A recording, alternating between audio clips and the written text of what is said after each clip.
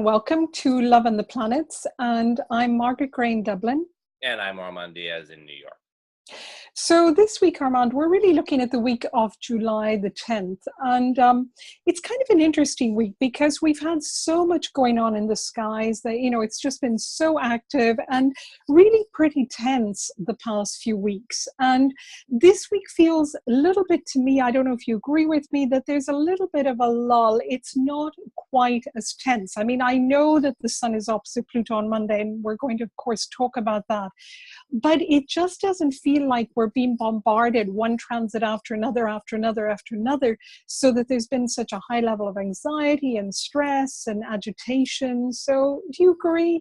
I definitely agree. I think it's a little bit of a breath of fresh air. Even that transit of Pluto to the sun to Pluto on Monday happens Eastern time. It happens really just after midnight. So we'll really be feeling that the Sunday beforehand. But we'll have aftershocks of it throughout the week. But we have the moon in Aquarius. We have some generally good aspects. We're coming off of the full moon, so some of that lunacy energy is kind of it's subsiding a bit. It gives us an opportunity. There's a lot of nice, easy aspects. I figure that a good part of the week gives us a chance to kind of talk stuff out and maybe sort of maybe get a breath of fresh air and get a little perspective on some of the things after this close emotional time that we've had. It's really about time, isn't it? Because I think there's been so much pressure. And I think, when there's so much going on in the sky, it puts a lot of pressure on relationships. And it becomes so hard to then figure out, is this really something that's not going well in the relationship? Or is it that there's something so many external pressures really kind of hinging on top of us? And I think that's really one of the hardest things, because particularly in close, intimate relationships, that's the person you're closest to. And the easiest thing to imagine is, oh, there's something wrong with us, we've got to fix something. But really the last few weeks, there's been madness all around. As you said, you used the word lunacy, and I think that's really what it's felt like. So Monday with the sun opposite Pluto, it's interesting because it's a sun in Cancer opposite Pluto in Capricorn. And it kind of always brings up, to me, when there's the Cancer Capricorn opposition, I mean, it brings up that kind of parental axis, mother versus father because of the Cancer and the Capricorn. But also in relationships, maybe what it brings to the fore is the issue of security. Do we stay with what we have, or do we create some changes to our structure, which is what Pluto in Capricorn wants? So that may come, maybe highlighted kind of, as you say, Sunday night, into Monday.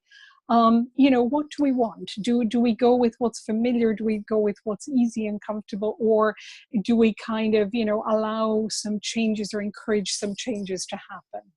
And I think the Aquarius moon will help with that through the early part of the week.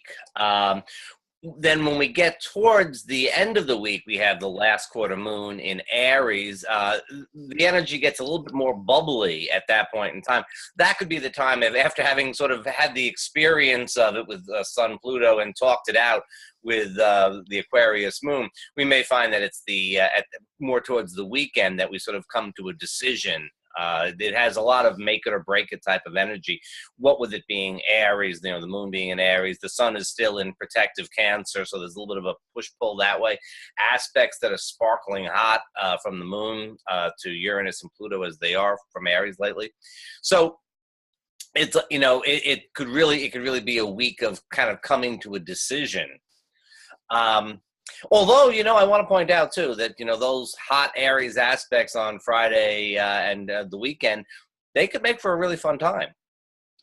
Well, that's good news, isn't it? Because we haven't heard that word. We haven't used that word a lot in the last few weeks, the kind of word fun. It's been more like batten down the hatches and kind of take care of yourself. So Yes. We really need a bit of fun. And I think relationships really need a bit of fun time. So it's important to enjoy these spaces where, the energies do help us to have fun, to lighten up a little bit. Because, after that, just to warn everybody, there's going to be some intense energies the following week, with Mars square Uranus, but we're going to talk about that in our next recording. But so this is really a time to take advantage of this. And, a lot of the transits that are going on are very mercurial transits as well. I noticed that, on Thursday and Friday and on Sunday, Mercury is making quite a few aspects. The first one is to Neptune on Thursday.